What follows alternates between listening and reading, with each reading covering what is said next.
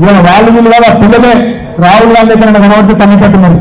చిక్కడపల్లి లైబ్రరీలో, అశోక్ నగర్ చౌరస్తాల రేవంత్ రెడ్డికి ధైర్యం లేదు, రాహుల్ గాంధీకి ధైర్యం లేదు. సెక్యూరిటీ లేకుండా రండి మాట్లాడదామంటే ఎవరికి ధైర్యం లేదు. అట్లాగే జాబ్ క్యాలెండర్ అన్నారు, జాబ్ క్యాలెండర్ మర్చిపోయింది. ఈ వర్గం నాకు ఇక్కడికి వెళ్ళి సీదా మళ్ళీ ఇందిరా పార్క్ కాడికి ధర్మంలో అక్కడ మొత్తం ఎస్సీ ఎస్సీ బీసీ కాంట్రాక్టర్లు, అరే మాకు 72% కాంట్రాక్ట్లలో వాటా ఇస్తా అన్నావు, నువ్వే చెప్పినావు. 42% బీసీలకు కాంట్రాక్ట్లు ఇస్తా అన్నావు, 18% ఎస్సీలకు ఇస్తా అన్నావు, 12% ఎస్సీలకు ఇస్తా అన్నావు. మొత్తం 72% ప్రభుత్వ కాంట్రాక్ట్లలో మాకే ఇస్తా అని చెప్పినావు. కానీ ఇచ్చుడేమో నీ బామ్మర్దికి ఇస్తున్నావు, లేదా పొంగులేటి శ్రీనివాసరెడ్డి కొడుకుకి ఇస్తున్నావు. ఇదెక్కడి నీతి అని చెప్పి మొత్తం ధర్నా చెప్పింది. నేను ప్రవీణ్ గారు, మన ఎమ్మెల్యేలు మనందరం కూడా ఆడికే ప్రయోజనది. వస్తే మీరు కూడా వస్తే మీకు కూడా లాభం జరుగుతుంది. ముసిరాబాద్ మీరు కూడా వచ్చినట్టయితే మీ కాన్ఫరెన్స్ ధర్నా ఉంది. వచ్చేటోళ్ళు మాతో పాటు ఇందిరా పార్క్ కాడికి వస్తే అది కూడా బాగుంటుందని చెప్పి నేను విజ్ఞప్తి చేస్తా ఉన్నా. ఒక వర్గాన్ని కాదు మోసం చేసింది, మహిళలను మోసం చేసింది, రైతులను మోసం చేసిండు. ఇక పట్టణ పనులు అయితే మామూలు గోస పెడతలేడు. ఏమన్నా అంటే ఒకటే నేర్చుకున్నాడు రేవంత్ రెడ్డి గారు.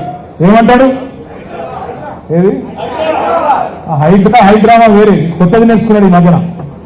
ఏమైనా రేవంత్ రెడ్డి మరి 100 రోజుల్లోనే 6 గ్యారంటీలు అంటివి కదా, 420 హామీలు ఇస్తుంది కదా, 13 డిక్లరేషన్లు ఇస్తుంది కదా, ఎప్పుడు చేస్తావు నాయన? 100 రోజులను ఫేకినావు కదా, మా సలీం ఫేకు దానికంటే పెద్ద ఫేకు నువ్వు. మరి నీ ఇంత అన్యాయం ఉంటుందా ఎక్కడన్నా అంటే ఇప్పుడు ఏమంటుంది ఎరికన్నా రేవంత్ రెడ్డి? చాలా కొత్త డైలాగ్ నేర్చుకున్నాడు.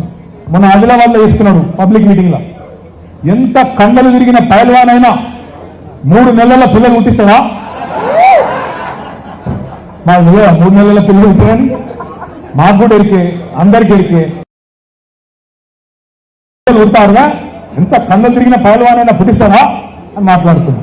నేను అడుగుతున్నా రేవంత్ రెడ్డి గారు, 3 నెలల్లో పిల్లలు పుట్టారు కరెక్టే, ఒప్పుకుంటా. కానీ 30 నెలలైనా పుట్టకపోతే ఏమనాలి నిన్ను?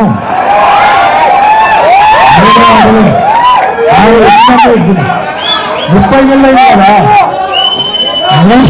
3 నెలల్లో పిల్లలు పుట్టారు కరెక్టేనా? 30 నెలలు ఉండకపోతే ఏమనాలి మరి నిన్ను? నువ్వే చెప్పినావు కదా, నేను అనలే, నువ్వే చెప్పినావు కదా. 2.5 లక్షల రూపాయలు సంవత్సరానికి, 2.5 లక్షల రూపాయలు ఒక్కొక్క కుటుంబానికి వస్తాయని చెప్పినావు.